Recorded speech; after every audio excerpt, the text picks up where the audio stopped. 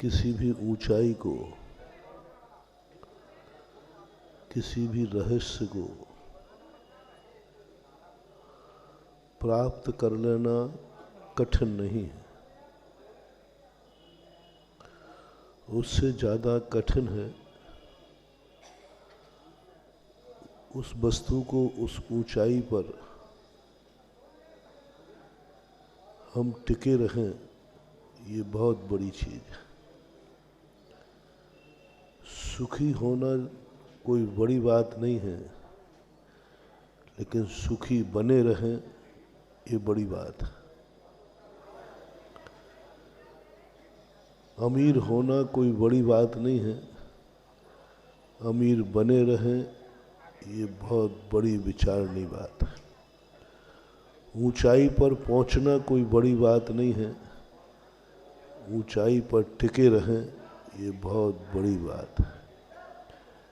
नियम लेना कोई बड़ी बात नहीं है, नियम को निभाना बहुत बड़ी बात।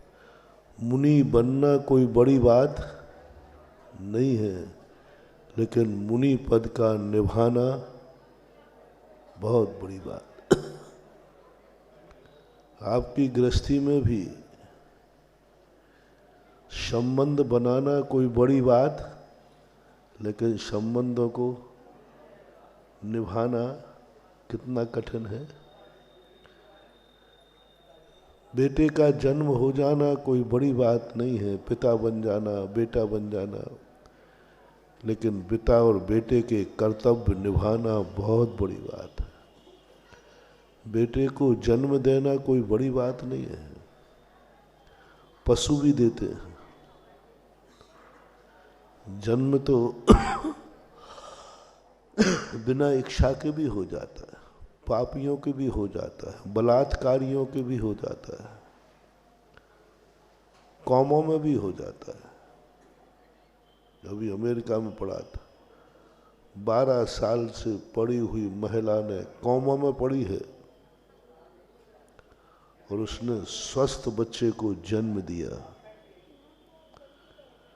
दोनों पति पत्नी थी, पत्नी कौमा में चली गई, बच्चे को जन्म दिया कौमा में भी। बहुत अच्छा बच्चा हुआ, स्वस्थ बच्चा था। तो ये कोई बड़ी बात नहीं है। व्यापार शुरू कर देना, कोई धन कमाना कोई बड़ी बात नहीं है, लेकिन विधिवत कमाना बहुत बड़ी बात है। मकान बनाना कोई बड़ी बात नहीं है, मकान का विधिवत उपयोग करना बहुत बड़ी बात है। हमारे जैन दर्शन में कहते हैं अर्थ क्रिया, ये सैद्धांतिक शब्द है। हमारी चूक कहाँ हुई? हमने भगवान को भी पाया, लेकिन भगवान की अर्थ क्रिया नहीं समझ पाए हम। हमें भगवान का संबंध मिला, साक्षात तीर्थंकर समोषण में मिले हमें, साक्षात तीर्थंकर, लेकिन हम मिल गए, लेकिन वो मिलन हम स्थायी नहीं कर पाए, वह संबंध को हम निभा नहीं पाए, हम उस संबंध की अर्थ क्रिया नहीं समझ पाए कि भगवान के मिलने का पर्पस क्या है। भगवान यदि हमें मिल जाए तो हमें क्या करना है। हमारी जो आवश्यकताएं थी हम उसी मांगने में हमने पूरा समय निकाल दिया, भगवान चले गए, हम अकेले बच गए। भगवान यदि हमें मिलता है तो उसकी अर्थ क्रिया क्या है? अर्थ क्रिया का अर्थ पर्पस, प्रयोजन। क्यों मिलना भगवान से? क्यों चाहिए तुम्हें भगवान? क्यों देखना चाहते हो भगवान को? ये चूक, इतनी बड़ी चूक हुई, और एक बार नहीं, कई आचार्यों के अनुसार अनंतों बार हमने ये चूक की, और इस चूक का परिणाम है कि हमें बार बार भगवान मिलते हैं, लेकिन हम कुछ भी नहीं कर पाते और वो चले जाते। हम मंदिर आते हैं, बहुत बार आते हैं, आए हैं, लेकिन हम मंदिर का लाभ नहीं ले पा रहे, क्योंकि हमें मंदिर में रहना नहीं जानते, हम दर्शन करना नहीं जानते। हम दर्शन करते हैं लेकिन दर्शन करना नहीं जानते। 99% लोग भगवान का दर्शन करते हैं लेकिन वे दर्शन करना नहीं जानते, बस देख लेते हैं भगवान तक। दर्शन करने का प्रयोजन क्या है? क्यों भेजा जा रहा है? क्या मतलब है मंदिरों में भेजना?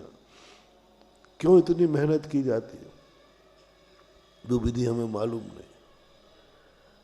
गंधोदक के संबंध में हम अभिषेक करते थे, आप लोग सब करते थे, लेकिन अभिषेक की अर्थ क्रिया मालूम नहीं थी।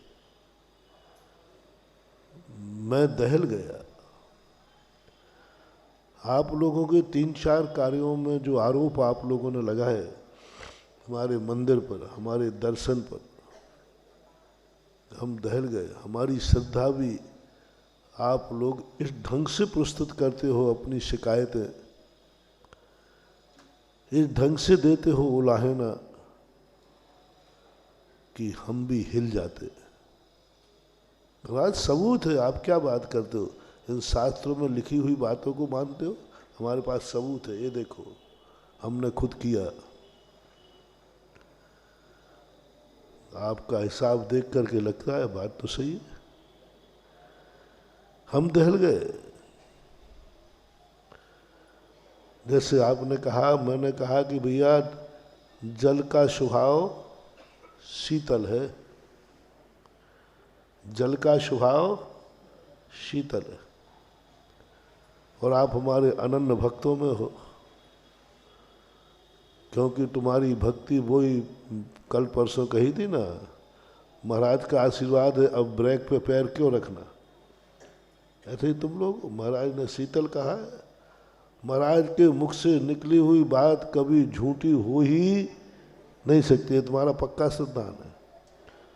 और मेरे प्रति तो ललितपुर वालों का पक्का है, पक्का है ना। हाँ, अब हम, हाँ, तालियां भी मैं खुश होने वाला नहीं, अब मुझे खतरा हो गया।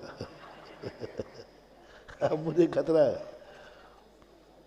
बालक का वो गया घर में और भगोनी में पानी रखा था, उसने कहा जल का स्वभाव शीतल है, उसने हाथ डाल दिया, हाथ डालते वो जल गया, फपोले आ गए। अब उसकी वही वाली बात, वो उसने कहा कि एक्सीडेंट क्यों हुआ जब महाराज ने आशीर्वाद दिया था तो। अरे भाई तू आँख खोल के नहीं चला रहा, पैर ब्रेक पे पैर नहीं रखे, बोले इससे क्या मतलब, महाराज का आशीर्वाद है और यही सब करना थी तो आशीर्वाद की क्या, ये आप लोगों की धारणा होती। उसने कहा ये तो हाथ जल गए, महाराज ने तो कहा था जल का स्वभाव शीतल होता है। ओहो, मैंने आज तक महाराज की बात मानी, अब उसका महाराज में श्रद्धान उठ गया और वो तुरंत आया, महाराज जी भक्तों के साथ धोखा मत करो। क्या हो गया भाई, ये हाथ देखो, ये आपकी बदौलत। आपने क्या कहा था, जल का स्वभाव। मैंने कहा जल का स्वभाव तो शीतल ही है। मैंने शास्त्र के पढ़ने पड़े, शीतल ही है। महाराज सब ठीक है, लेकिन हाथ कंगन को आरसी क्या, पढ़े लिखे को फारसी का, हाथ के फोले देखो ये क्या बता रहे हैं। शीतल हाथ से कभी जलते हैं क्या? मन की नहीं जलते। तो फिर देख लीजिए हाथ हमारे पूरे जल गए, जलन हो रही है। आपकी हालत देख करके तो मन का विश्वास उठ गया कि शास्त्रों में लिखा हुआ बात गलत है, जल शीतल नहीं होता है। जल शीतल कबाड़ा हो जाता है। यदि थोड़ी से हम आपकी बात पर विश्वास कर लेते ना तो बहुत मुश्किल था। हम भी कह देते सब शास्त्र में गलत लिखा, हमारे भक्त के हाथ जल गए।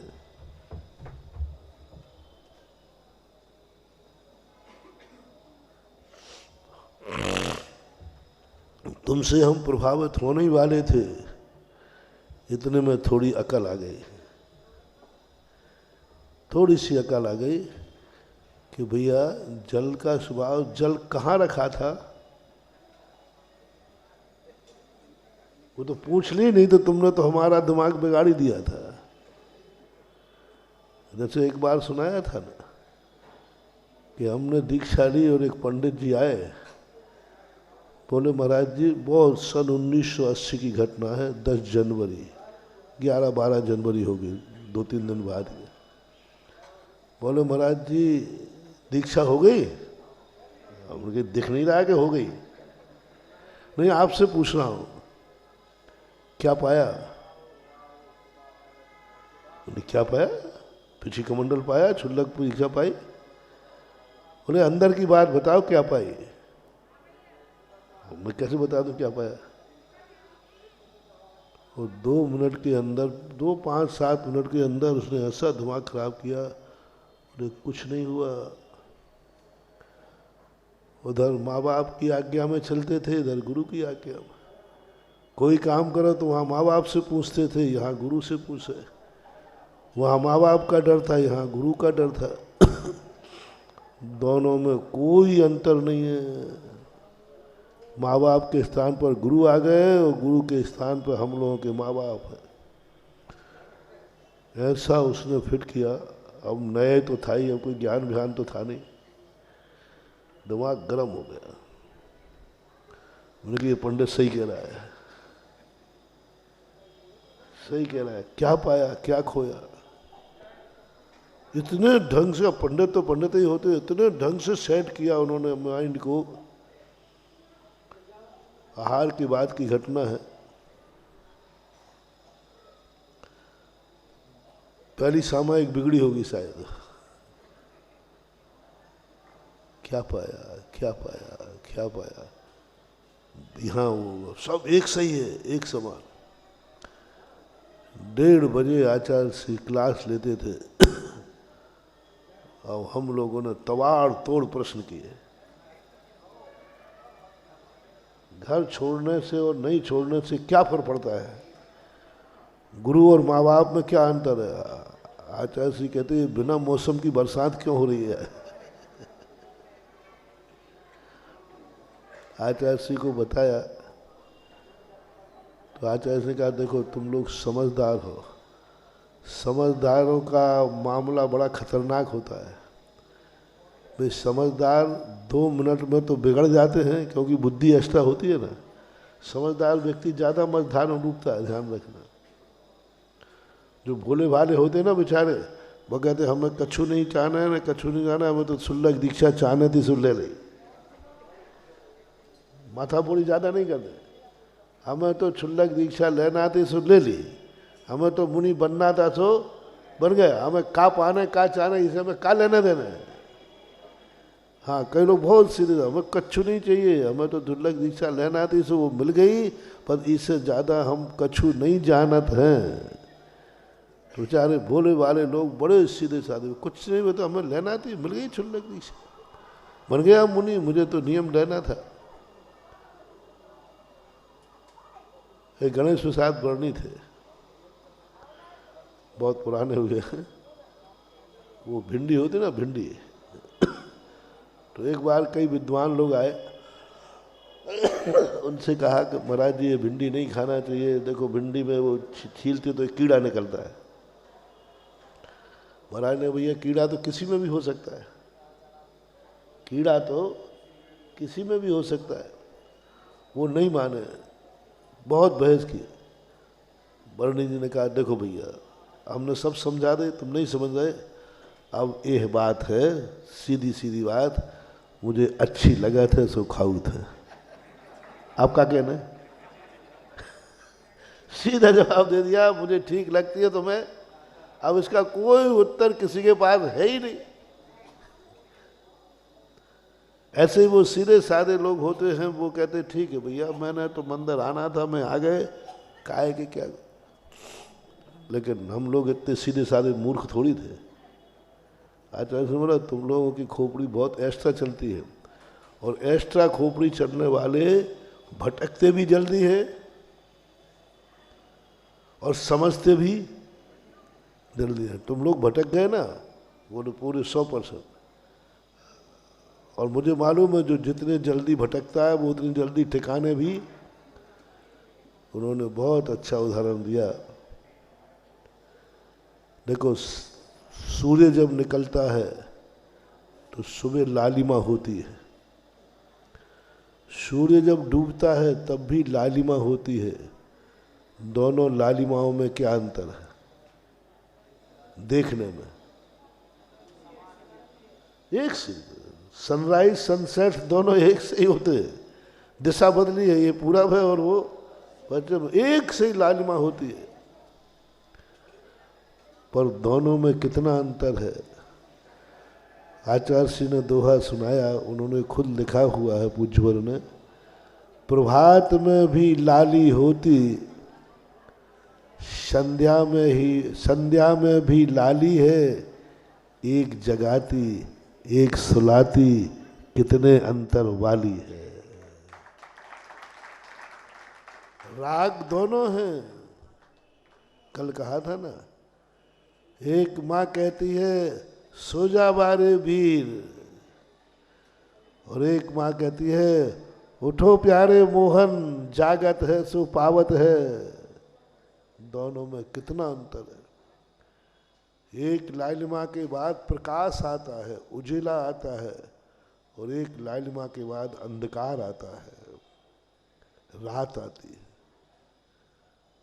संसार का जो राग है वो संध्या की लाली के समान है, और प्रभात की जो लाली है वो प्रभात कालीन लालिमा के समान है, जो शुभ है, मंगल है, शगुन है,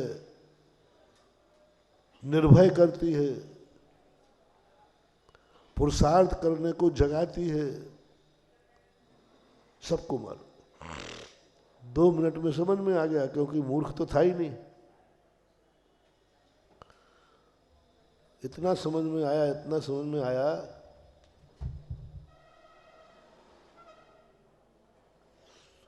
कि उस पंडित को अब बुलाओ, बताता हूँ क्या है, क्या पाया क्या खोया। लेकिन पंडित तो आग लगा करके भाग गया। तो कई बार ऐसा होता है कि आप लोगों के तरीके इतने ढंग से होते हैं कि बड़े बड़े साधु, बड़े बड़ी ऊंचाई पर पहुंचने वाले हिल जाते हैं। हाथ के फौले देख करके घबरा जाए व्यक्ति। कौन कहता है जल शीतल होता है? शीतल जल में फौले नहीं आते, जल रहे हैं, फपोले हैं, आंखों से दिख रहा है। वो तो गलित मत रही, थोड़ा पूछ लिया इतना उस संत ने कि भाई वो पानी कहाँ का पानी था, कहाँ रखा था? बोले महाराज इससे क्या लेना देना, आपने ये थोड़ी कहा था, तुमने तो कहा था जल का स्वभाव। अरे भाई हाँ, ये गलती जरूर हमारी हो गई, आई एम सॉरी प्लीज। कहाँ रखा था जल? बोले सिगड़ी पर,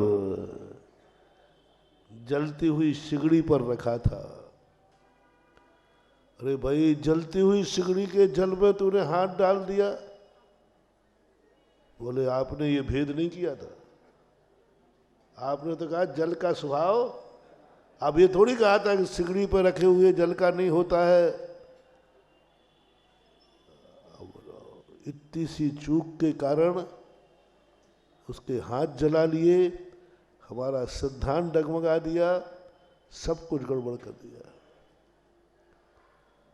इसलिए साधु से कहा कि जब अज्ञानियों को प्रवचन दो तो पूरा खुलासा करके देना चाहिए, पूरा खुलासा। एक जोक आता है कि एक सज्जन बीमार हुए, उनको पत्नी ने कहा तुम देखो भुलक्कड़ हो, सब चीज़ें खुल कर के पूछ के आना अच्छी तरह से, दवाई का मामला है। डॉक्टर साहब ने दे दिया दवाई, साहब बोले साहब ये गोली, ये दवाई खा लेना। तो साहब दवाई कैसे खाना है?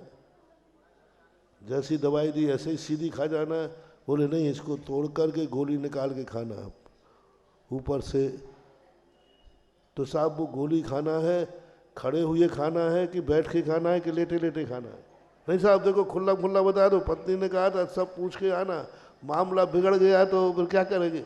आप तो सीधा खुल्लम खुल्ला बताओ। उन्होंने कहा ठीक है बैठ के खा लेना। बैठ के खा लूँगा। देखो साहब पहले बताओ चौकी पे बैठूंगे, चटाई पे, के गद्दे पे, कुर्सी पे बैठू कहाँ? खुल्लम खुल्ला बताओ भाई। उन्होंने कहा ठीक कुर्सी पे बैठ के खा लेना। बोले साहब देखो उत्तर दिशा की तरफ मुँह करोगे, पूरब दिशा की तरफ मुँह करो, कैसे खाऊं ये दिशा और बता दो, खुल्लम खुल्ला बताओ। उन्होंने कहा पूरब की तरफ खा लेना। डॉक्टर ने कहा भागो तो सही। उन्होंने कहा ऊपर से अरे साहब पानी बता दो पहले, कुआ का पीना के नल का पीना के टाँके का काय का पानी पीना? उन्होंने कहा ठीक है पहले ये बताओ वो पानी लोटे में लूँ के गिलास में लूँ के चम्मच में लूँ, काय में लूँ?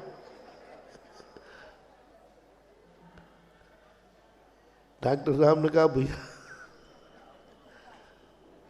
तू ये पकड़, 10 के 100 10 रुपया फीस तो उससे ली नहीं, अभी फीस में आफत करेगा। उन्होंने कहा भैया ये 10 से 2 नोट पकड़, तू यहाँ जा वो ऑटो रिक्शा ला।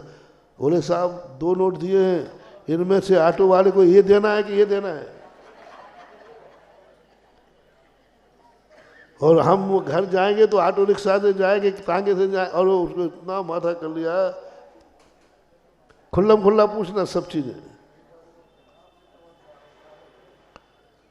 मूर्खों को समझाने में बहुत कठिन है। इसलिए प्रवचनों में, प्रवचन करने लेखक ने लिखा है, गुणभद्र आचार्य ने, जब वक्ता का 2 रूप होना चाहिए, एक स्वाध्याय और एक प्रवचन। प्रवचनों में उदाहरण की बहुलता होना चाहिए, क्योंकि प्रवचनों में कम ज्ञानी, सज्जन, दुर्जन सभी लोग बैठे रहते हैं। इसलिए प्रवचनों में उदाहरण की बहुलता हो। एक बात कहो तुरंत उसका उदाहरण दो, एक बात कहो उसका तुरंत उदाहरण दो, क्योंकि ये भोले भाले लोग हैं, मूर्ख लोग हैं, अज्ञानी लोग हैं, इनको इस बिना उदाहरण के बात समझ में आती। इसलिए प्रवचन करते समय तुमने देखा ना, कोई बात करता हूँ तुरंत, इतने उदाहरण हम दोपहर के स्वाध्याय में नहीं देते, क्योंकि वहाँ उदाहरण देने का जरूरत नहीं, सीधा पढ़ते जाता हो। जब विद्वान लोग बैठते हैं, वाचना होती है, तब कोई उदाहरण नहीं दिए जाते, सब समझते हैं। लेकिन संसार में सामान्य व्यक्तियों के लिए तुरंत उदाहरण चाहिए।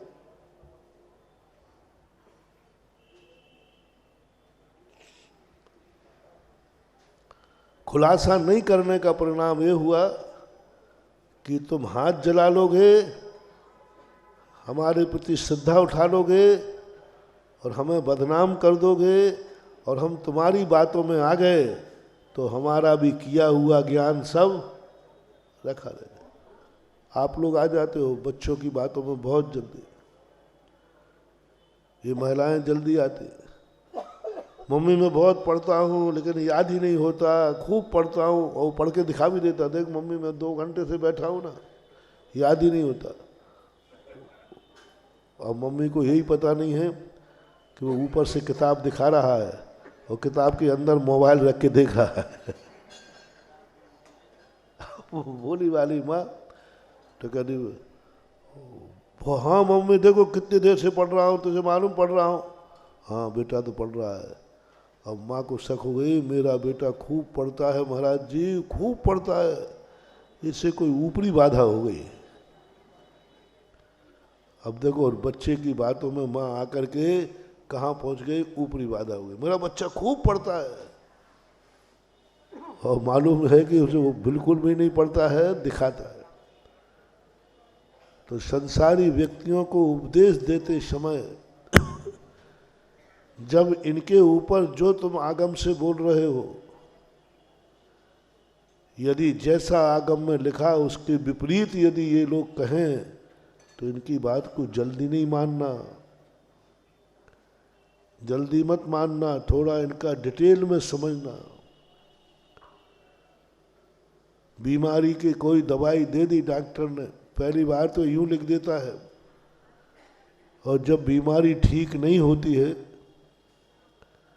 फिर डॉक्टर कहता भैया बात बैठ, पूरी बात बता, कब से शुरू हुई, कैसे शुरू हुई, क्या क्या हुआ।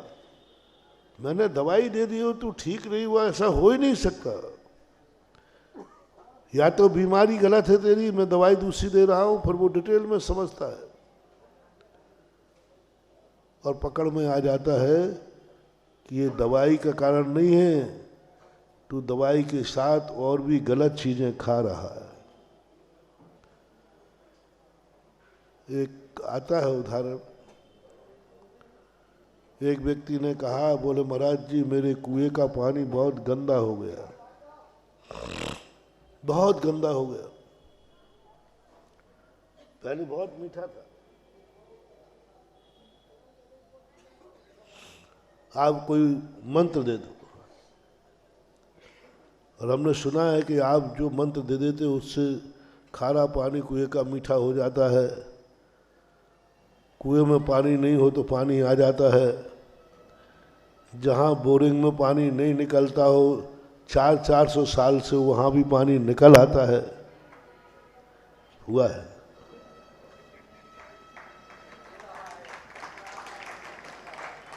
लेकिन सब जगह मत अपना लेना, ये तुक्का है, तुक्का। भजरंगगढ़ के अंदर की बात है, वहाँ बोरिंग किया कर रहे थे सामान, हमें कोई लेना देना नहीं था, गर्मी का तो पूरी रात भर सब कुछ किया, कुछ नहीं निकला। एक सज्जन थे, अजैन सज्जन थे, वो आए, बोले महाराज जी आप यहाँ बोरिंग का आशीर्वाद मत दे देना, आपका आशीर्वाद झूठा हो जाएगा। बोले क्यों? पूरे बजरंगगढ़ में सरकार 50 बोर करा चुकी है, आज तक पानी नहीं निकला। बोले क्यों? बोले 400 साल हो गए, 400 साल, 400 साल से पानी नहीं है यहाँ। बोले क्यों? बोले होगा नहीं। उन्होंने कहा नहीं महाराज पानी तो था, एक बार एक तापसी ने अभिशाप दिया था, कुएं के अंदर एक महिला पानी भर रही थी, वो एक तापसी ने पानी मांगा पीने को, तो उस महिला ने पानी नहीं दिया और अपनी तमेड़ी उठाई और चल दिए गुंडी उठाकर। तो उसने अभिशाप, जा तेरे गांव में कभी पानी नहीं निकलेगा, सारी महिलाओं को गांव के बाहर जाना पड़ेगा। मैंने कहा अच्छा ये बात है, अब तो अपन को खुली चल गई।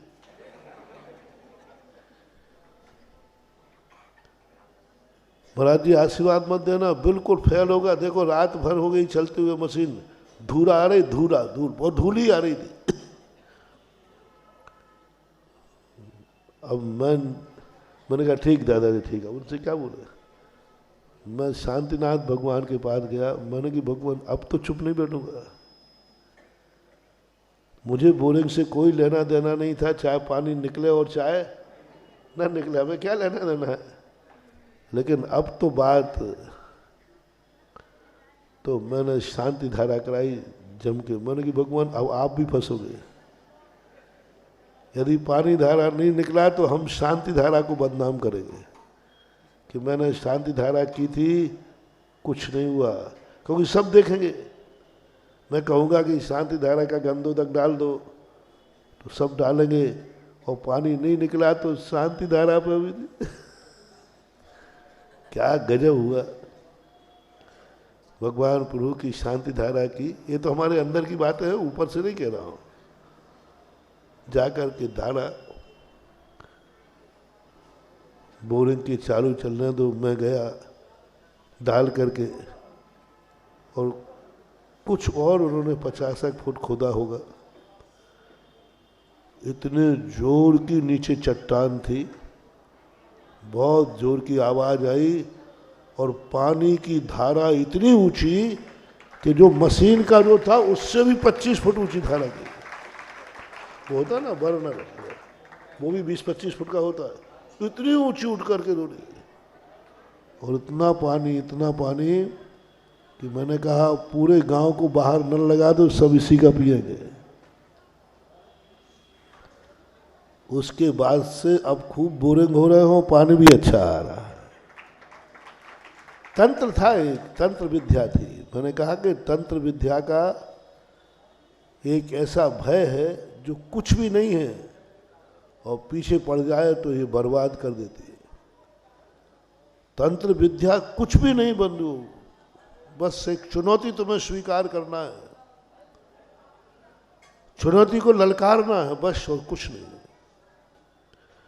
और तंत्र विद्या में डर गए, भयभीत हो गए, एक्सेप्ट कर लिया तो ये बर्बाद कर देती है, खतरनाक है। मंत्र विद्या से ज्यादा खतरनाक है तंत्र विद्या। तंत्र विद्या की बस फाइटिंग चाहिए, हिम्मत चाहिए उसको ललकारने की। और ललकारते समय डर मत जाना, नहीं तो और जबरदस्त फिर गड़बड़ होगा। निडर होकर के उसको ललकार दो, कोई तंत्र विद्या टिक नहीं सकती। तो ऐसी स्थितियों में क्या करें? महाराज ऐसा सुना है, आप हमें कोई एक मंत्र दे दो, मेरे कुएं का पानी ठीक हो जाए।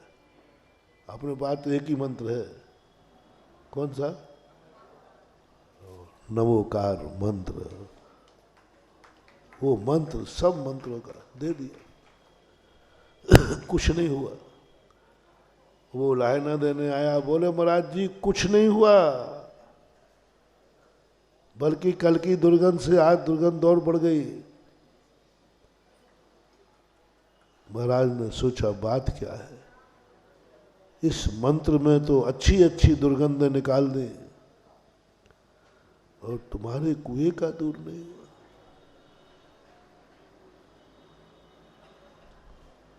अब महाराज ने कहा भैया बैठ तू, पूरी सुना कहानी, ये गंदा कैसे हुआ, पहले क्या था बहुत ठीक था, फिर कैसे हुआ?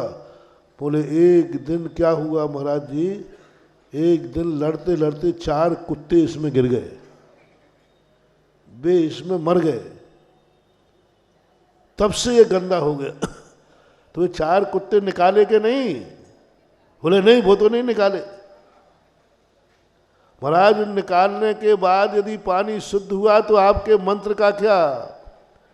मंत्र तो वो है जो कुत्ते पड़े रहे और फिर भी, अरे मैंने कि मामला जम गया। दुनिया का आज तक कोई मंत्र ऐसा नहीं हुआ महानुभाव, कुएं में कुत्ते पड़े रहे और पानी। ये 4 कुत्ते कौन से हैं मालूम? और कुआं कौन सा है? अपना आत्मा कुआं है। 4 कुत्ते हैं, 4 कसाएं, क्रोध, मान, माया, लोभ।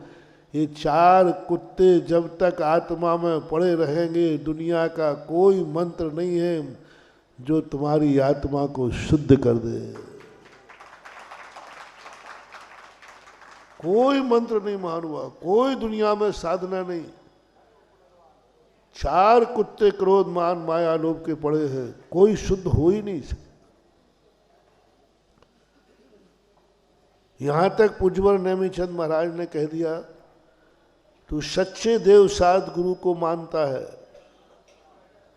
दानी है, खूब दान देता है, पुजारी है, पूजा करता है, मुनि भक्त मुनि भक्ति करता है, लेकिन तेरे मन में कसाएं भरी रहती हैं और ये कसाएं 6 महीने से ज़्यादा चली गई तो सच्चे देव साध गुरु को मानता है, सब क्रियाएं सही करता है, उसके बावजूद भी जैन मिथ्या दृष्टि, क्योंकि तुम्हारी कषाय 6 महीने से ऊपर चली गई। इसलिए महानुभाव पूरी क्रिया समझो। हमने जैन कुल पाया, जिनेन्द्र देव पाए, गुरु पाए, प्रवचन सुने, पूजा की, दान किया, लेकिन इस सब का पर्पस नहीं समझ पाए, अर्थ क्रिया। ये सब पाना कोई बड़ी चीज नहीं है।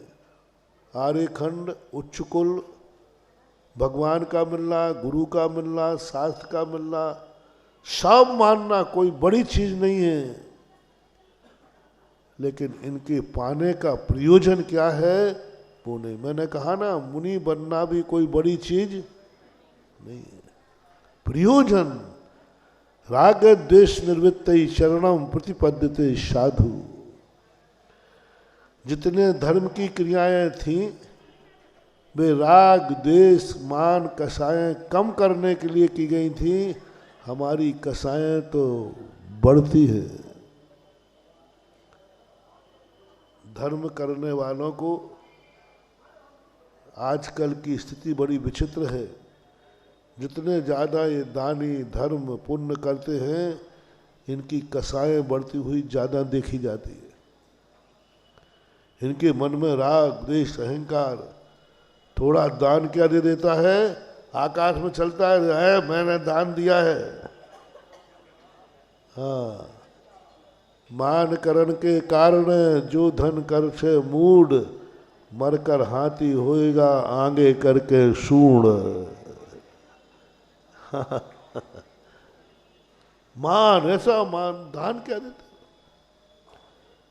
व्रतों को क्या पालते हो,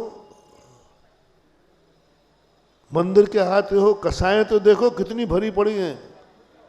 कसाई करता तो हाथ पैर हिलाता है, मोठ कांपते हैं, होश ही नहीं रहता मैं किसके सामने क्या बोल रहा हूं। धर्मात्माओं की बात कर रहा हूं। क्रोध आए तो इतना क्रोध आए कि होश ही नहीं रहता कि मैं क्या बोल रहा हूं। सब बेकार है मानव, सब व्यर्थ है, क्योंकि तुम्हारे अंदर अर्थ क्रिया मालूम नहीं। इसलिए जो कुछ तुमने उच्च कुल पाया, ये मत समझना कि तुम्हारा भविष्य उज्जवल है। तुम जैन तो हो, लेकिन जैनत तो नहीं है। जैन तो है, लेकिन जैन क्रिया नहीं है। तुम साधु तो हो, साधुता नहीं है। तुम मंदिर तो आते हो, लेकिन मंदिर के आने का नियम की विधि मालूम नहीं। जो बात मैं कह रहा था, आप लोगों ने 3 चीज़ों पर हमें हिला दिया था। लोगों ने मंदिर बनाना, मूर्ति बैठाना बंद कर दिया।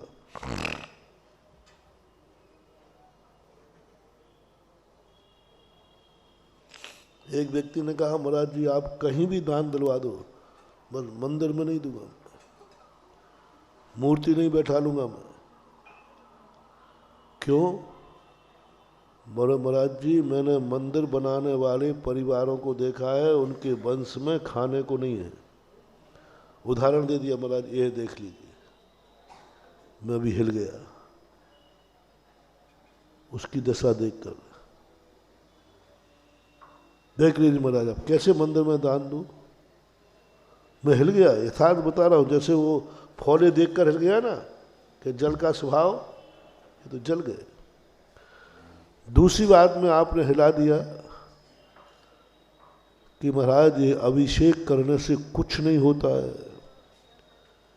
मैंने भी मैना सुंदरी का सुनकर के एक घाव हुआ तो उस पर गंदोदक लगा लिया, वो फुड़ी आती तो फोड़ा और हो गया, बढ़ गया। यथार्थ घटनाएं सुनाई। तीसरा कारण है कि महाराज मंदिर जाने वालों को, धर्म करने वालों के कभी भी कुछ भी रिद्धि सिद्धि नहीं होती है, हमेशा पकड़े ही रहते हैं। और जो मंदिर धर्म कर्म नहीं करते हैं वे फलते फूलते। उदाहरण दिखा दिया, देखो महाराज हम इतने सालों से पूजन अभिषेक कर रहे हैं लेकिन कुछ नहीं हुआ, ज्यों के त्यों हाथ ठेला पहले भी लग रहा और ये देखो कितने बढ़ रहे। हे पापी मंदिर भी नहीं आवे, महाराज को भी नहीं माने, देखो इनके यहाँ कैसे महल हैं। इन बातों पे मैं हिल गया, बहुत पहले की घटना है। वो तो गनीमत रही कि हमारी श्रद्धा मजबूत थी शास्त्रों पे, इसलिए बच गया। नहीं तो अभी तक हम भी अभिनंदन तीर्थ क्षेत्र बनवाए थे नहीं।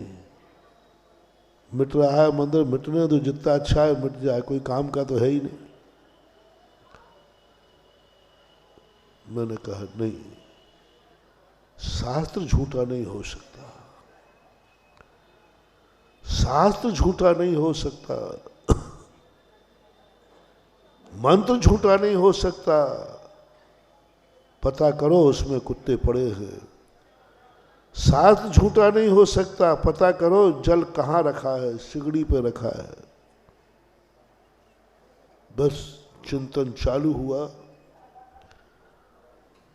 एक दिन का चिंतन नहीं है ये, जो मैं आपको मालूम, जब मैं दान पे बोलता हूँ, जिनालय बनाने पे बोलता हूँ, अभिषेक पे बोलता हूँ, तो कितना भाव भभूर होकर बोलता हूँ, अंदर से बोलता हूँ। ऐसे ही नहीं बोलता हूँ मैं, दावा देके बोलता हूँ,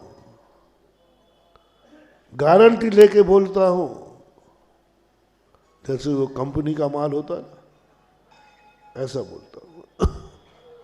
कैसे मैंने कई वर्षों तक तुम्हारे भड़कावे में आकर के मैंने ध्यान किया, स्वाध्याय किया, साधना की।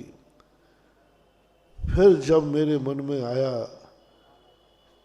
कि ये बदनाम कर रहे हैं, इनसे पूछो तो सही ये कैसे करते हैं। आज 26 जनवरी है,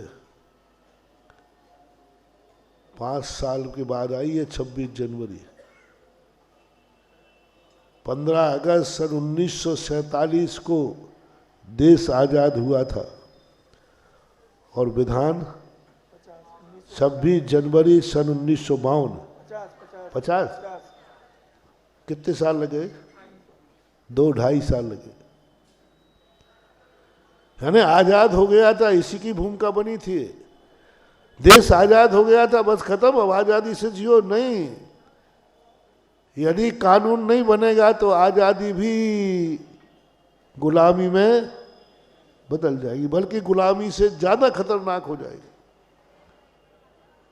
आजादी मिल गई हमें 15 अगस्त को, हम आजाद हो गए। लेकिन नहीं, ज्ञानी लोग कहते आजादी मिलना ही सब कुछ नहीं है। इस आजादी की सुरक्षा करना, इस आजादी का लाभ लेना के लिए अब कानून चाहिए, विधि चाहिए। सही देश वह नहीं है जो आजाद है, सही देश वह है जिसके पास संविधान है। पशुओं पर तो कभी किसी ने गुलामियत नहीं की, पशु तो सदा आजाद है, चाहे मुगल रहे हो, चाहे अंग्रेज रहे हो, चाहे आजाद रहे हो। पक्षी तो सदा आकाश में, पर उनको पशु क्यों कहा जाता है? दुनिया में सबसे ज्यादा आजाद है पशु, पक्षी, चींटी, कीड़े मकोड़े सब आजाद है। चींटी को आजादी है, कीड़े मकोड़ों को आजादी है, पेड़ पौधों को आजादी है, पानी को आजादी है, हवाओं को आजादी है। सन 1947 के पहले भी यही हवाएं चलती थी कि दूसरी थी? बरसात भी, सब आजादी है। फिर इनको पशु क्यों कहा, त्रियंच क्यों कहा? आजादी तो इनके पास है, लेकिन संविधान इनके पास नहीं है। संविधान नहीं है। जिंदगी तो सबके पास है, वो भी जिंदगी जी रहे हैं, लेकिन संविधान नहीं है। संविधान नहीं। इसलिए देश के आजाद होने के बाद तुरंत चिंता की गई कि देश का संविधान बनाओ।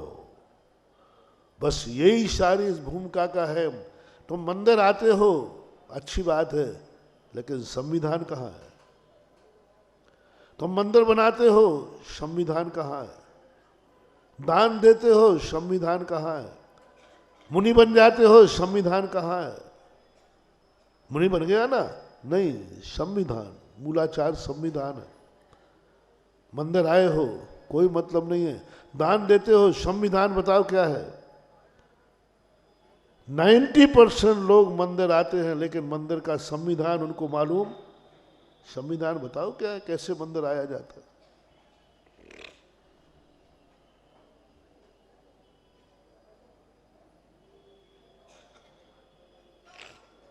कोई संविधान नहीं जानते। मंदिर बनता है, मंदिर का संविधान क्या है? दान देते हो, दान का संविधान क्या है? अभिषेक करते हो, अभिषेक का संविधान क्या है? जब मैंने प्रैक्टिकल तुम लोगों की बातें देखी तो मेरी आंखें खुल गई। मैंने कहा ये बर्बाद कर देंगे हमारे धर्म को, बदनाम कर देंगे हमारे धर्म को। लोग कल के दिन एक मूर्ति बैठाने लायक नहीं रहेगा, कोई नहीं बैठा लेगा, क्योंकि हो रहा है। तब मैंने संविधान बनाया, खोजा मैंने कि मंदिर बनाने के बाद मंदिर पर कब्जा किसका है? मंदिर पर बनाने के बाद मंदिर का कब्जा किसका है? वेदी बैठाने के बाद वेदी पर कब्जा किसका है? वेदी बनाने के बाद, मूर्ति भगवान बनने के बाद ये भगवान, ये वेदी मेरे अधिकार में, मेरे बिना पूछे बिना कुछ नहीं कर सकते। भगवान के नाम से मंदिर नहीं है, तुम्हारे नाम से मंदिर है, बर्बाद हो जाओगे। तुम्हारे नाम से मंदिर है, मंदिर तो बन गया, तुम अपने नाम से मंदिर की प्रसिद्धि मत करना, भगवान के नाम से करना। मंदिर के नाम, अपने स्वामित्व मत रखना मंदिर पे, अपना कब्जा मत रखना मंदिर पर। सावक श्रेष्ठी बनकर के फिर बाद में कार्य करना बात अलग है, लेकिन कब्जा, मेरे मंदिर है, मेरे बिना कुछ नहीं हो सकता। वेदी बनाई है तुमने, मेरी वेदी। एक दिन मैंने हठा मंदिर में प्रवचन दिया था, बहुत गलत काम कर रहे हो महाराज जी आप लोग। फलाने की वेदी, पूरे हठा मंदिर में, पूरे बड़े मंदिर में, पूरे नए मंदिर में हर वेदी पर भगवान का नाम नहीं है। ये अछरावनी वालों की है, ये बछरावनी वालों की है, ये कछरावनी वालों की है, ये मछरावनी वालों की है, ऐसा कुछ सुना है।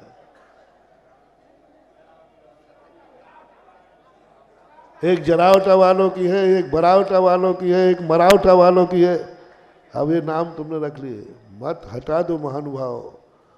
उन वंशों से मेरा कहना है, तुमने बहुत बड़े काम किया है, वेदी बनाई है, दान दी है। कहीं ऐसा ना हो जाए कि तुम्हारे वंश का नाम लेने वाला भी न बचे।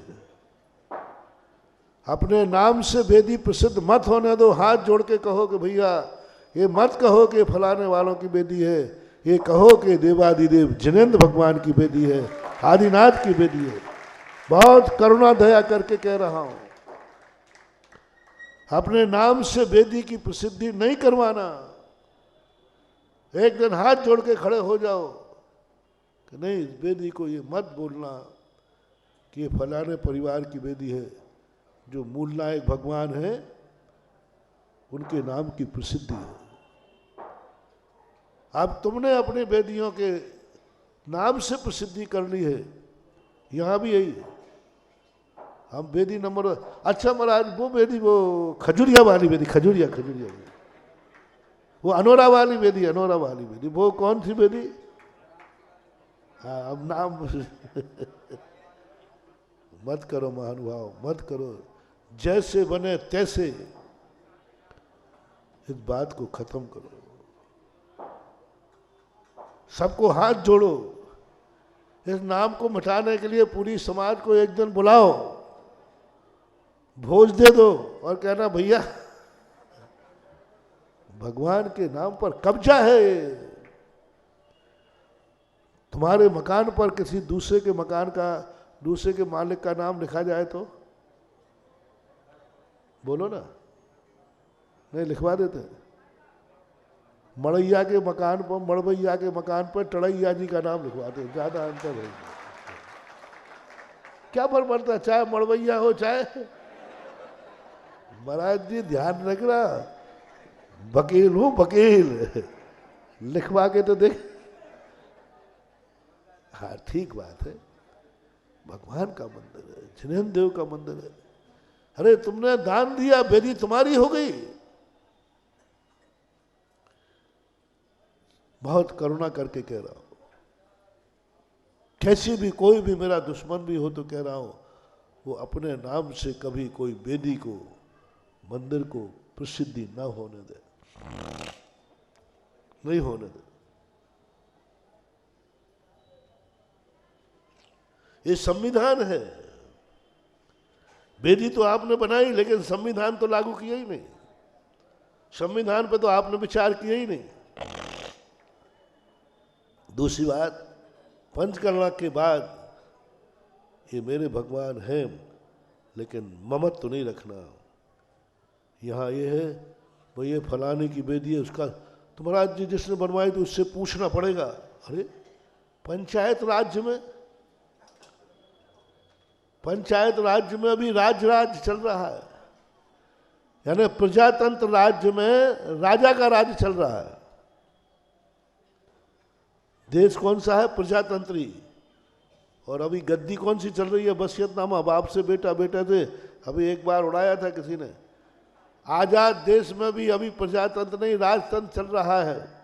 नेहरू जी, इंदिरा जी, फिर आगे आगे आप लगा लेना, ये उड़ाया। तो ये तो ललितपुर में चल रहा है। यहाँ पंचायत के अंतर्गत सब कुछ है। एक पंचायत है, आजाद है, लेकिन मंदिरों में आज भी गुलामियत है। जिसकी बेदी है उससे पूछना पड़ता है, और वो दादागिरी भी दिखाता है। मेरी बेदी को हाथ लगा के दिखाओ। गलत तो नहीं बोल रहा हूं? हाथ लगा के दिखाओ। अरे भाई हाथ क्या लगाओ, तेरा है ही नहीं कुछ। प्रजातंत्र है, पंचायत की बेदी है, पंचायत का अधिकार है, पंचायत के अंडर में है। लेकिन आज भी ललितपुर की पंचायत गुलाम है। ललितपुर की पंचायत जो है स्वतंत्र नहीं है। उन बेदी वालों से पूछते हैं और वो जो कह देते हैं, अब महाराज जी हम क्या करें। इसी का परिणाम था कि बड़ा मंदिर 10 साल पीछे हो गया, मात्र एक के कारण थे। उस समय पंचायत की सहमति थी। विरोध किसने किया था? जिनकी, उन्होंने कहा मेरी बेदी देके कैसे हटाते हो। क्या परिणाम निकला बोलो? लाभ क्या हुआ? आज अभिनंदन तीर्थ क्षेत्र के साथ बड़े मंदिर का भी पंच कल्याणक हो रहा है। 10 साल पीछे हो गए ना। आए तो वही ना, लेकिन फायदा क्या हुआ? 10 वर्ष पीछे हो गए। मत महानुभाव, बहुत वेदना होती है मुझे। आज 26 जनवरी है, संविधान की बात है। संविधान की बात है। आज देश इसलिए नहीं आजाद है कि यहाँ आजाद हुआ था। देश इसलिए आजाद है, सुख है, कि यहाँ का संविधान है। मनुष्यों में संविधान होता है। जब राजनीति में संविधान, राष्ट्र के लिए संविधान, तो मंदिरों के लिए और समाज के लिए तो संविधान होना ही चाहिए। मंदिरों का संविधान कभी भूल करके नहीं करना। वे समाज, वे जातियां मिट गई, बर्बाद हो गई। कभी सिद्धि प्राप्त नहीं कर पाओगे, क्योंकि तुमने उस वेदी पर, उस मूर्ति पर आज भी ममत्व रखे हो, अपना अधिकार जमाए हुए हो। हमारे बिना कुछ भी नहीं कर सकते। अभी तक जो हुआ सो हुआ। अब आप लोग आज ही शाम को, आज ही जो जहां बैठे सुन रहे हो, स्पष्ट रूप से पंचायत को दे दो, भैया ये बेदी हमारी नहीं, आप जानो आपका, बनाओ तो आपका काम, मिटाओ तो आपका काम। हमने तो बनाकर पंचायत को सौंप दिया, बस अब पंचायत जाने, पंचायत का काम। मिटाने तो मिटा रहे हैं, तो भोगेंगे वो यदि गलत मिटाएंगे तो। और अच्छे के लिए बना रहे हैं तो बनाने दो। तुम तो बना ही नहीं पाओगे। तुम तो पंचायत बना रही, बनाने दो। और पंचायत मिटा रही है तो तुम बरी हो जाओ। तुम्हारे लिए कोई तुम्हारा हमें कोई मतलब, कोई कहा भैया तुम्हारी बेदी मिटा दी, भैया मेरी बेदी नहीं है, वो तो आदिनाथ भगवान की बेदी है, वो जो आदित्यनाथ भगवान की बेदी है, मेरी बेदी नहीं। और जिसने मिटाई है वो भी आदिनाथ को मानता है और मैं भी मानता हूँ। उसने भी जो मिटाएगा भैया वो कौन होगा? पंचायत आदिनाथ को नहीं मानती, वो भी मानती है। और मुझे विश्वास है मानने वाले ने मिटाया है तो कुछ बनाने के लिए ही मिटाया होगा, अन्यथा नहीं, बनाने के लिए मिटाया होगा। जब कुंडलपुर का हुआ, पूज्य गुरुदेव का लोगों ने विरोध किया, मैंने कहा मूर्ख हो, तुम ही बड़े बाबा को मानते हो क्या? कुंडलपुर के बड़े बाबा को तुम ही मानते हो क्या? और तुम तो कितना मानते हो। आज संसार में सबसे ज्यादा बड़े बाबा के प्रति यदि किसी की श्रद्धा है तो वो है हमारे पूज्य गुरुदेव आचार्य विद्यासागर महाराज की। अकाल श्रद्धा है कुंडलपुर के बड़े बाबा के प्रति। आज जो पूज्य गुरुदेव अपन को मिले हैं उसकी देन है कुंडलपुर के बड़े बाबा आचार्य श्री मात्र यहाँ वंदना करने के लिए आए थे। अजमेर की सोनी परिवार से छितानी थी। आचार्य सन 1974-75 की बात है। शेठानी ने सुनाया था मुझे संस में, वो बुंदेलखंड की यात्रा करके गई थी। तो आचार्य जी कहा महाराज जी पूरे भारत में जो तीर्थों का वैभव बुंदेलखंड में है वो कहीं नहीं। एक एक तीर्थ जंगल में, वन में, और कुंडलपुर के बड़े बाबा की तो जो उन्होंने प्रशंसा की, बस उसी पर आचार्य जी का कहा चलो ऐसे बुंदेलखंड की एक बार तीर्थ यात्रा करके आ जाऊं। वो यहाँ रुकने के लिए नहीं आए थे, ध्यान रखना। लेकिन कुंडलपुर के बड़े बाबा को देखकर आचार्य जी की जो श्रद्धा बनी, जो आस्था बनी, वो अपने सबके सामने है। और हम उन पर प्रश्न चिन्ह उठा रहे हैं, हम उनके ऊपर उठा रहे हैं तुम्हारी कितनी श्रद्धा है। आचार्य श्री भी श्रद्धालु हैं। यदि बड़े बाबा का मंदिर तोड़ा है तो नियम से कोई बनाने का भाव किया है, तोड़ने का तो सवाल ही। अब बताओ क्या तोड़ा था, क्या बना दिया? बोलो भाई, क्या तोड़ा था, क्या बना? हम सोच नहीं पाते कि हमारा गुरु, जगत गुरु, विश्ववंदनीय गुरु, जो संस्कृति और संस्कारों के लिए पर्याय बन गया है, वो हमारे मंदिर को मिटाएगा?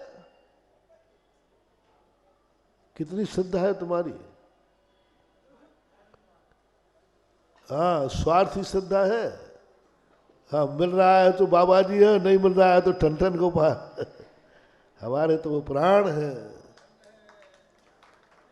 हमारे तो वो प्राण है। कैसे मिटाएंगे? क्षेत्रपाल को हम मिटाएंगे? नहीं। बोलो, बनाने के लिए मिटाया था कि मिटाने के लिए मिटाया था? आज देखो हमारे प्राण है अभिनंदन नाथ भगवान, हमारा प्राण है देवोदय तीर्थ क्षेत्र, हमारे प्राण है सतोदय तीर्थ क्षेत्र, हमारे प्राण है ये सारी संस्कार, हमारा जीवन है महानुभाव, आत्मा की पर्याय है। इनका स्वप्न में भी कभी हम अहित सोच ही नहीं सकते। स्वप्न में भी आएगा तो कुछ करने का मन ही आएगा। छोड़ो विकल्प, पंचायत भी मानती है, पंचायत कोई अजैनों की थोड़ी है। वो भी भगवान को मानते, हम भी मानते। पंचायत काम करा रही है कुछ अच्छे के लिए ही। और महाराज का और आशीर्वाद है, फिर तो बीच में बोलना ही मत। एक ही कहना महाराज जी हैं। मुझे मालूम है कि महाराज जी कभी गलत तो कर ही, बस इतना भाव रख लेना महानुभाव, दिन दूने रात चौगने फलोगे। और तुमने ममत्व रखा, तुमने रोका, मेरे बाप की बेदी है, मेरे दादा ने बेदी बनाई थी, मेरे बिना आप इसमें कुछ भी नहीं कर सकते। समझ लेना बर्बादी का समय आ गया। बोलो ना, मिट जाओगे, धीरे धीरे ऐसे हो जाओगे कि तुम्हारे बाप दादों में इतनी ताकत थी कि जिन्होंने मंदिर बनाया था, और तुम्हारे पास इतने असमर्थ हो जाओगे कि उस मंदिर में पोछा लगाने लायक भी नहीं रहोगे। इसलिए मैंने संविधान बनाया, और जो जो संविधान से चल रहे हैं वे दिन दूने रात चौगुने फल फूल रहे हैं। मैंने संविधान बनाया, मंदिर बनाने के पहले संविधान यह है कि मंदिर प्रतिष्ठा के पहले मंदिर को समाज को सौंप दो, अपने अधिकार से बाहर कर लो। कभी भूल करके, इसलिए मैंने तुम्हारे रज्जन शराब से क्या करवाया मालूम आपको? ये प्रतिष्ठा के बाद भी तो हो सकता था। मैंने कहा प्रतिष्ठा के पहले मंदिर का स्वामित्व छोड़ दो, प्रतिष्ठा के पहले छोड़ो इसको कि ये मंदिर मेरा नहीं, मेरे नाम से नहीं। और उसमें भी पूरे समर्थ थे वो, पूरी 24 की मूर्ति ला दी, सब वेदियां बनवा दी। क्या ठाठ की वेदी बनी, देखो 24 वेदी, क्या ठाठ दिख रहा है, ऐसी सुंदर वेदियां बनवाई वहां पर। मैंने कहा नहीं, इसमें समाज का कुछ अंश लग जाने दो, कुछ लग जाने दो। सब आ चुका है, वेदी बन चुकी है, मूर्ति भी, पैसे का कोई विकल्प नहीं है। कल के दिन तुम्हारे पूर्व वंशज ये ना कह देवे कि ये मंदिर हमारा है, हमने बनाया था, इसलिए कुछ मूर्तियां और कुछ वेदियां समाज के नाम दे दो और उनसे कह दो कि आप लोग बैठा लो, जिससे हम कह सकेंगे कि ये मंदिर मेरे अकेले का नहीं है, ये मंदिर समाज का। बात इसलिए 14 को वेदियां सुरक्षित कराई, कोई जरूरत नहीं कराने की, वो अपना पूरे मंदिर में नाम लिखा रख देते। अब देखता हूं ये चीज, देखो कैसे फलेगी फूलेगी, ये चीज देखना कैसी स्थितियां बनती हैं। और अभी मंदिरों में देखना है, सब हम आजकल मूर्तियां जब गर्भालय में जाती, गर्भ में जाती, उसके पहले सबसे श्रीफल चढ़वा के त्याग कराते हैं। आज के बाद ये मूर्ति मेरी नहीं, वेदी मेरी नहीं, मंदिर मेरा नहीं, मेरे भगवान है, मेरे भगवान है, इसमें कोई संदेह नहीं है। लेकिन ये वेदी मंदिर मूर्ति मेरी नहीं, मेरा कोई स्वामित्व नहीं है। मैं कभी इस पर दावा नहीं करूंगा। आज से सारी सकल समाज की ये भगवान है, सकल समाज की मूर्ति है, और जो करना है सारी समाज करे। समाज मुझे अनुमति दे देवे तो मैं इस मंदिर में दर्शन करने आ जाऊंगा। क्या बात है, मंदिर किसने बनवाया? तुमने। सारा खर्च किसने किया? तुमने। पंचकल्याणक भी कराया तुमने। अब मंदिर में जाने की अनुमति कौन से लेना है? उस सेठ को। यदि आप सबकी अनुमति हो तो मैं इस मंदिर में दर्शन करने आ जाऊंगा, पूजा कर लूँगा, अभिषेक कर लूँगा। यदि आपकी अनुमति नहीं है तो मैं जबरदस्ती नहीं करूँगा कि ये मंदिर मेरा है। अनुमति लो। मंदिर बनाने वाला सेठ अनुमति ले मैं मंदिर जाने में, मंदिर बना प्रतिष्ठा कराने वाला अनुमति ले मैं मंदिर में जाने में, समाज से। देखो ये छोड़ कितनी बड़ी मानहानि है। महाराज मैं अनुमति लूं? महाराज आप क्या हो गया आज? मैं अनुमति लूं? मैंने मंदिर बनाया है, मेरा मंदिर है। हाँ बनाओ, मंदिर बन करके हाथी बनोगे, सूंड इतनी लंबी होगी। मान खत्म करो। नहीं, समाज की अनुमति है तो चला जाऊंगा। देखो क्या फलेगा वो मंदिर, क्या फलेगा। हर पीढ़ी में तुम्हारे एक मंदिर बनाने वाला पैदा होगा, हर पीढ़ी में एक मंदिर बनेगा। और पुराने मंदिर बनाने वालों ने, जिनने बड़े बड़े शेर राजस्थान सब में देख रहा हूं, जिनके पूर्वजों ने मंदिर बनाए थे, आज उनके परिवारों की हालत ये है कि वो दोबारा नया मंदिर बनाने की हिम्मत कहाँ। बोलते थे बड़े बड़े मंदिर बनाए, क्यों? अपने कब्जे में रखे हुए, अपने नाम से प्रसिद्धि है। समाज को भी जाने दें या ना जाने दें, सारे कानून उनके खुद के चलते हैं। ये बहुत खतरा। कानून है प्रजातंत्र है, संविधान बनाओ मंदिर बनाने का, और संविधान पूर्वक मंदिर बनाओगे। जब से मैंने संविधान लागू किया है, बोलो अब सबसे ज्यादा लोग दान किस में दे रहे हैं? और पहला उदाहरण क्या था? महाराज मंदिर छोड़कर आप और कहीं दिलवा देना। मैंने कहा ये तो बदनाम कर देंगे। मैंने ऐसा क्यों हुआ? संविधान बताया, संविधान बनाया, और आज ये है जिन जिन ने मंदिर बनाए हैं छोटे, वे बड़े मंदिर बनाने के लायक हिम्मत कर रहे हैं। तो छोटे मंदिर यहीं देख लीजिए, 24 में देख, जिन्होंने बड़ी मुश्किल से, एक कलीब सज्जन आया, बोले महाराज मैंने आपके 2012 में 5 लाख की बोली ली थी, रात भर नींद नहीं आएगी तो चुकाऊंगा कहाँ से? कुछ था ही नहीं, और आज वो करोड़ों में बोल देता। महाराज जी सोचने की जरूरत ही नहीं है, सोचने की जरूरत ही नहीं है। क्या सोचना है? बहुत यूं बातों बातों में। संविधान होना चाहिए, जिंदगी का भी संविधान होना चाहिए। तुम जैन बने हो, तुम जैन हो, इसमें कोई संविधान नहीं, फर्क नहीं है, लेकिन संविधान तुम्हारे पास नहीं है। जैन का संविधान क्या है? वो संविधान का पालन है।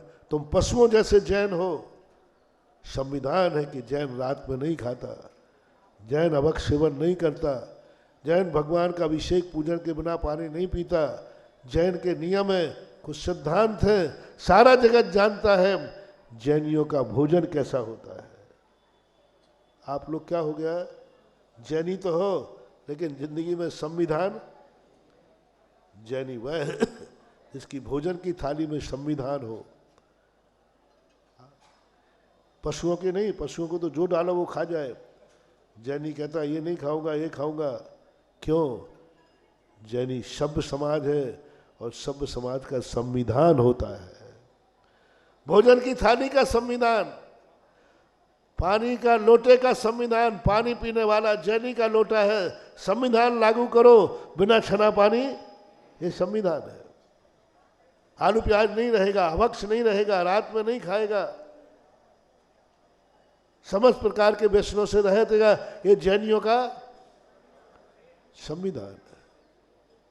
आज बहुतायत समाज आजाद है, जैन है, लेकिन संविधान नहीं है।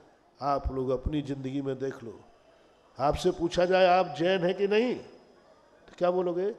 हैं। लेकिन जैनत संविधान, कितने लोग हैं अभी यहाँ पर, हमारे यहाँ ललितपुर में, जहाँ 4 चतुर्मास हो गए, जिनमें कितने जैनी हैं अभी जो भगवान का अभिषेक पूजन किए बिना भी भोजन करते हैं। कुछ ऐसे भी निकृष्ट हैं जो दर्शन भी नहीं करते होंगे। हो सकता है कि नहीं? दर्शन भी नहीं करते होंगे। अभिषेक पूजन की महाराज बहुत बात रही। अब वो जैन की ओड़ी में तो आते हैं, जैन गणना में तो आते हैं, लेकिन वे संविधान रहित हैं। इसलिए बंधुओं, जो तुम हो, जो तुम हो, उसका संविधान जरूर प्राप्त कर लेना। जो तुम्हारे पास है उसका उपयोग करने के पहले संविधान जरूर कर लेना। मकान बनाया है, बहुत सारे लोगों के लिए मकान बने हैं, लेकिन जैन मकान का संविधान, कितने लोगों ने मकान बनाते समय, इंजीनियर ने मकान बनाया, सब कुछ बन गया, बहुत बढ़िया बना, ये तो सभी के बनते हैं। जैनी कहता है, जैनी महिला कहती है, जैनी दादी माँ कहती है, जैनी श्रावक कहता है, इंजीनियर साहब मकान तो बन गया, लेकिन जैनी का मकान है, ये बताओ इसमें कभी गुरु महाराज आएंगे तो वे आहार कहाँ खड़े होके लेंगे? क्या जीने पे प्रकाश है? क्या महाराज खड़े हो सकते हैं? नक्शा बनाते समय जैनी के मकान का संविधान लागू होना चाहिए। मेरे गुरु कहीं आएंगे तो हम उनको कहाँ खड़े होकर हार देंगे, ये जैनियों के मकान का संविधान है। बनाते समय यहाँ से उजेला आएगा, यहाँ से महाराज प्रवेश करेंगे, यहाँ उनको आहार दिया जाएगा, यहाँ से पब्लिक देखेगी। ये कब करना है? यहाँ पब्लिक महाराज आएंगे तो पब्लिक देखेगी, यहाँ से देखेगी, ये कमरा रहेगा। ये संविधान जिस जैनी के मकान में बन गया, जाओ तुम जन्म जन्म तक कभी फुटपाथ पर जन्म नहीं लोगे, क्योंकि तुमने जैनी का संविधान बनाया है। आज मकानों में 50% लोग इसलिए आहार नहीं करा सकते, फर्नीचर फिक्स है, मकानों में उजेला है नहीं, अंधेरा ही अंधेरा है, उजेला है ही नहीं। बड़े बड़े शहरों में जाके उजेला है, लायक ही नहीं महाराज, हमारा बंगला आपके लायक नहीं है, हमारे मकान में आप आ ही नहीं सकते, क्योंकि वहाँ अंधेरा ही अंधेरा है, फर्नीचर बिछा हुआ है, फिक्स है। कहाँ है संविधान? मकान बनने की आज़ादी मिल गई तुम्हें, लेकिन संविधान लागू नहीं हुआ तो ध्यान रखना सब कुछ बेकार हो जाएगा। अभिषेक का संविधान, कोई कभी रात में आकर 4 बजे उठ करके यही अरे सब सुना है मैंने, सब देखा है, 4 बजे से बाबा जी का अभिषेक चालू हो जाता था सभी मंदिरों में। रात में अंधेरे में गए, सुबह होते होते तो नाश्ता चालू हो जाता था। हाँ, कई लोग कभी आ रहे, कोई कभी आ रहे, मुसाफिर खाना बना रखा था मंदिरों को, ये स्थितियां थी। और आए कुछ नहीं, जय हो भगवान के 1008 कलशों की। अरे भगवान की बोल रहा है कि कलशों की बोल रहा है? उठाया लोटा ढाल दिया, कुछ नहीं था। मैंने कहा ये बर्बाद कर देंगे, हमारे गंदोदक को बदनाम कर देंगे। नहीं, संविधान सिखाना होगा। अभिषेक वही भगवान है ना भैया, कुआ भी वही है कि नहीं? आप भी महात्मा ने कुछ नहीं किया, 26 जनवरी को संविधान की उद्घोषणा की। इस विधि से करो अभिषेक। जब से मैंने अभिषेक की विधि सिखाई है, आज वही मंदिरों में अभिषेक करने वाले नहीं थे, आज उसी मंदिरों में लाइन लगा के अभिषेक कर रहे हैं। पैसा दे करके अभिषेक करने वाले नहीं थे, अब पैसा दे करके अभिषेक कर रहे हैं। शांति धारा फोकट में करने वाला नहीं था, आज लाखों रुपया देकर अभिषेक कर रहे हैं। किसका परिणाम है? संविधान का परिणाम है, विधि का परिणाम। आज जो इतनी चर्चाएं सुन, जो कहते थे इसका कोई अभिषेक का फर्क नहीं है, और आज मुझे गर्व है कि जब से मैंने संविधान सिखाया है, तुम्हें विधि सिखाई है, तब से सारे भारत में हर घर में पहले कुछ भी होता था, फलाने यहाँ झाड़ा लगाने चलो, फलाने यहाँ चलो, कोई भी संकट आ जाए। आज मुझे गर्व है कि घर में कोई भी संकट आता है, एक ही आवाज उठती है, चलो मंदिर जी में। किसका परिणाम है महानुभाव? विधि का, संविधान का। वही अभिषेक सब कुछ है। एक संविधान लागू किया, एक समय पे करो, रात में मत करो, जब चाहे मत करो। एक संविधान लागू किया, एक विधि बताई, और विधि का परिणाम है आज वही गंदोदक कितना चमत्कारी हो रहा है। कितने लोगों की श्रद्धाएं बढ़ गई, कितनी आस्थाएं बढ़ गई, महज संविधान के कारण होती। और यही स्थिति तुम्हारी दान में होती है। दान देने के बाद मलकियत नहीं, ऐसा दान छोड़ दो जैसे श्रीफल छोड़ देते हो, नहीं तो कल से सब दान भी दोगे और उसका फल भी तुम्हें नहीं मिलेगा, फिर बदनाम करोगे दान को, मैंने दान दे के देख लिया।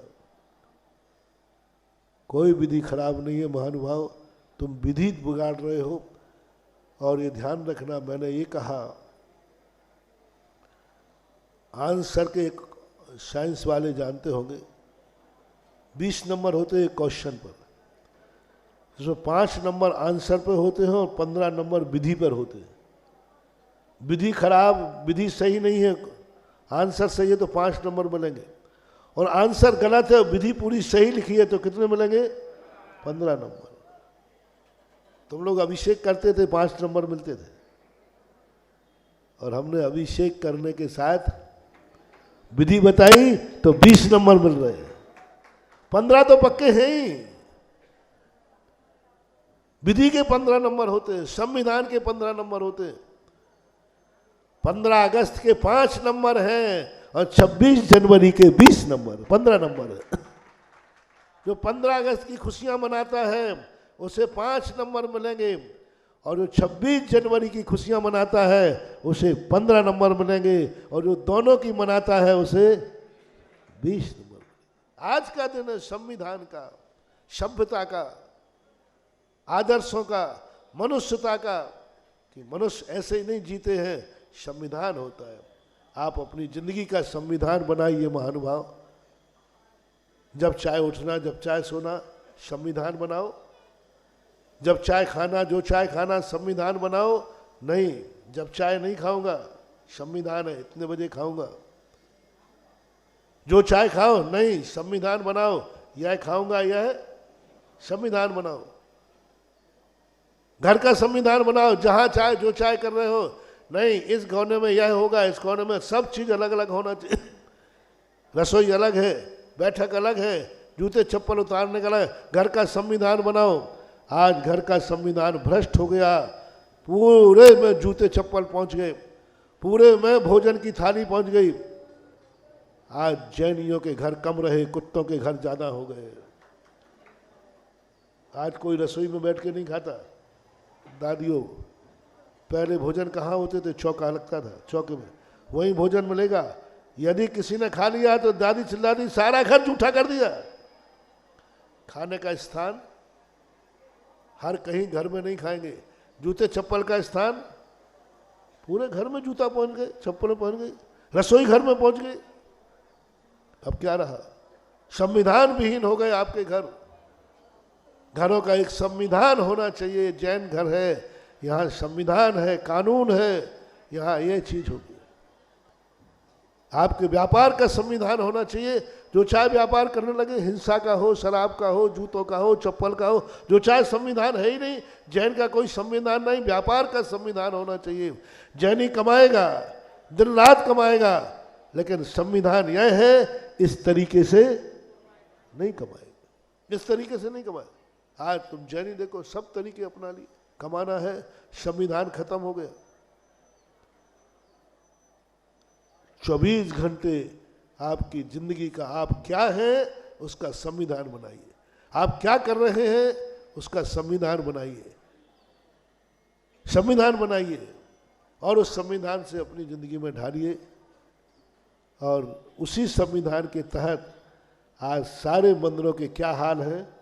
हमने कुछ नहीं किया भैया, बात क्या कर दिया है? एक विधि बना ली, अभिषेक इस विधि से होगा। आज देख लो चमत्कार। वास्तु क्या है? संविधान है। मंदिर बनाओ लेकिन इस पैटर्न में बनाओ तो संविधान लागू करो। नहीं हम तो जैसा चाय बना देंगे, कहीं भी भगवान जो बैठा देंगे, फिर बर्बाद हो जाओगे।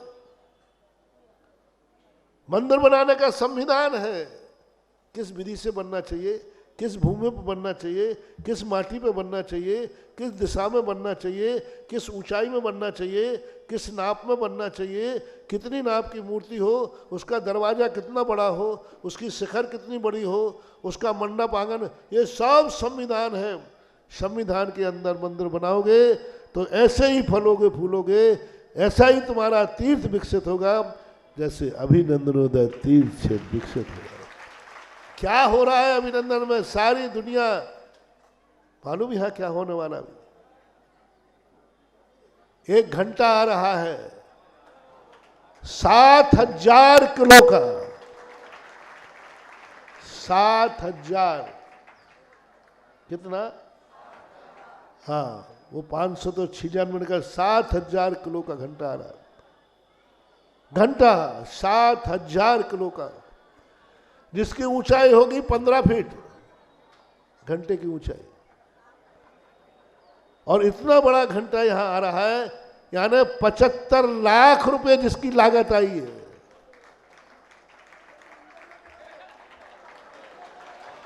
मंतु खड़ा हो जा भाई, मलतू ये गया था छोरा का, एक और गया था। तो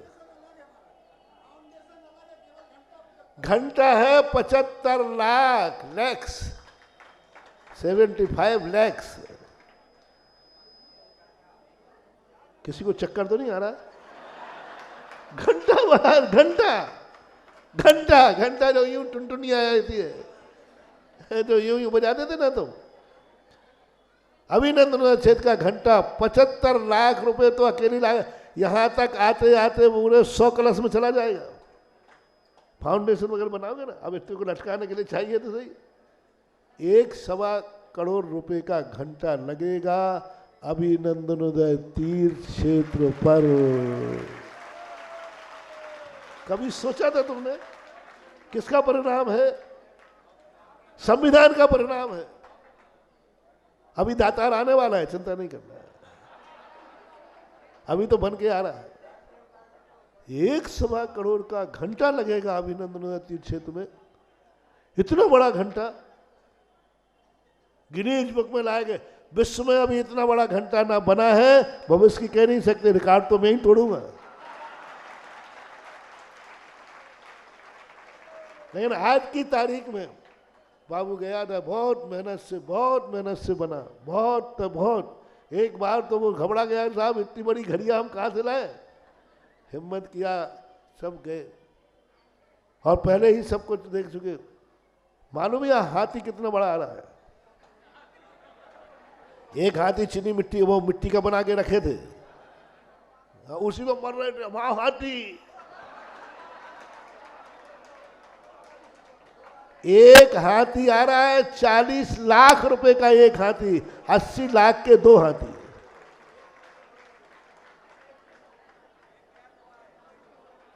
ये तो की लागत है, वो आते आते वो भी, यानी 50 लाख का, यानी 100 लाख के 1 करोड़ रुपए के 2 हाथी आ रहे हैं। कहां पर? अभिनंदन तीर्थ क्षेत्र में आ रहे हैं। कल्पना करो, इतने बड़े इतने महंगे हाथी बताओ भारत में, विश्व में कहाँ है? ऐसा हाथी आलीशान है, 13 फुट लंबा चौड़ा, 13 फुट ऊंचा, ओरिजिनल हाथी लगेगा, जैसे साक्षात सौधर्म का ऐरावत हाथी आके खड़ा हो गया। साक्षात एकदम भाई मार्बल का है, कोई सैनिक स्टोर में का नहीं। काला हाथी थोड़ी रखूंगा अपन अपने यहाँ तो ऐरावत हाथी आ रहा है। 1 करोड़ रुपए के 2 हाथी आकर के जब यहाँ खड़े होंगे, और इतना बड़ा घंटा आकर के यहाँ, चिंता मत करना, कोई ज्यादा दिन नहीं है, तुम पंचगणक शुरू करो, घंटा यहाँ से बजेगा। बता रहे हैं कि अभी इसी महीने के लास्ट में 31 तारीख बता रहे हैं। अच्छा, अब कहो तुम्हारे कमेटियों से जब तक उसको टांगने के लिए बना ले, तुम टांगने के लिए नहीं बना पाए, यहां घंटा बन के आने वाला है। ये किसका परिणाम महानुभाव? एक संविधान, एक विधिवत अपन चले। आज कल्पना कर सकते हैं कि ललितपुर समाज कभी इतना दान दे सकती है? और मैं कल्पना कर सकता हूं, इतना ही नहीं, पहले तो इतना भी नहीं दे सकती थी, और अब ऐसे 10 क्षेत्र भी बनाना पड़े तो भी देने लायक हो गई, देने लायक हो गई। कुछ भी फर्क नहीं पड़ने वाला। अब तो लोगों के हाथ, अब तो लोगों को सैंपल भर भर के, बेटा पहले सैंपल भरे, लेकिन सब सैंपल, आज तक किसी का सैंपल फेल नहीं हुआ। सब जान रहे हैं कि दान देने से क्या फल मिला, सब जान रहे हैं कि अभिषेक करने से क्या फल मिला, सब जान रहे हैं कि मैंने महाराज की बात मानी तो क्या फल मिला, सब जान रहे हैं कि दान देने का फल क्या मिला, सब जान रहे हैं कि मूर्ति बैठाने का फल क्या मिला। अब तो हमें ज़्यादा विज्ञापन, अब हम समझाना ज़्यादा नहीं पड़ता, माल दिखाता हूँ। इसमें क्या है कोई पूछता भी नहीं और मैं बताता भी नहीं। अब काय माथा मोड़ी करे। अब तो मात इतने वो वैसे होते ना, वो तुम्हारा एक विज्ञापन होता है हीरो का, अमिताभ बच्चन वो लाल शीशी लाल तेल के नीचे खड़ा हो जाएगा अकेला, बस ही हो, और शीशी रखिए सामने, पेपर पढ़ता हूँ, खोपड़ी से चलाता हूँ। अब वो शीशी उसने हाथ में भी नहीं ली, बस सामने रखी और वो मैंने कहा महाराज जी इतने खड़े होने के करोड़ों लेता है, करोड़ों। मैंने इसने क्या किया? बोले कुछ नहीं किया, इतना ही किया कि वो शीशी अमिताभ बच्चन ने सामने रख ली, यानी अब 1 करोड़ों में बिकेगी, और हाथ में ले लिया तो महाराज 2 करोड़, और लगा मिल गया तो हम कोई उस अमिताभ बच्चन से कम है रे क्या? अपनी भी अब ऐसी रेपुटेशन है कि हमें कुछ बताने की जरूरत नहीं, बस इतना ही कहना है ये माल है, और लोग कहते हैं बुक है। मात अकेला माल दिखाना है कि भाई यहाँ घंटा बन रहा है, माल दिखाना है कि यहाँ मूर्ति, माल दिखाना है कि यहाँ मंदिर, बस इतना कहना है। उसके पहले ही हाउसफुल माल दिखाया। बताओ 4 मूर्ति समोषण के विद्वान बीस तीर्थंकर के 20 वेदी हैं, 25 नाम आ गए, हम क्या करें? क्यों? अब ज्यादा कहने की जरूरत ही नहीं है। अब सब जान गए हैं कि यहाँ का माल कंपनी का माल है, जिसे मिल गया वो भाग्यशाली है, और जो रह गया वो रोता है। लोग रो रहे, लाइन लगा रहे, नहीं महाराज मेरा नाम नहीं कटना चाहिए। अरे मैंने कि तेरे बच रहे हैं खुशी मना, तेरे पैसे बच रहे हैं खुशी मना। बोले महाराज हमें नहीं बचाना, आप तो और ऊपर से करना हो तो कर दो, और बढ़ा के करना हो तो कर दो, और नहीं हो तो बोरी लगा लो, फिर देखो आ जान दो मैदान में। ये कहलाता है महानुभाव। आज 26 जनवरी का संविधान का प्रवचन कैसा रहा? संविधान में चमत्कार। अब हम देखो भाई वो संविधान की बातें तो कर नहीं सकते, अपन को तो संविधान शब्द की अर्थ क्रिया,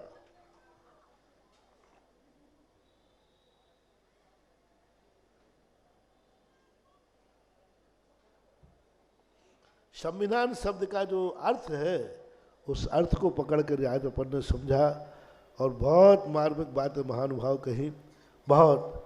अब आपके सामने पंच कल्याणक है, इसका भी संविधान है, और मैं संविधान कई बार बता चुके हैं। पहला ये संविधान तुम्हें फलेगा, बस वही वाली बात, कोई ये ना सोच ले मैं कुछ नहीं करूँगा, बस इतना सोचना है मैं कुछ ना कुछ करूँगा, मैं कुछ ना कुछ भाग लूँगा। अभी यही संविधान हो सकता है आगे याद आ जाए तो बताऊँगा। महावीर भगवान। अब समय कितना है? आज क्या हो गई? कल का दिन बाकी है, बस बाकी सब क्या है, सब पर तो झांकी झांकी है। एक दिन बीच में है, जिसकी जिंदगी सुधरना होगी वो सुधर जाएगा, जिसको कुछ बनना होगा बन जाएगा, उसके बाद तो फिर मजा ही मजा है, मेला ही मेला है। महावीर भगवान की जय। पल पर स्मरण।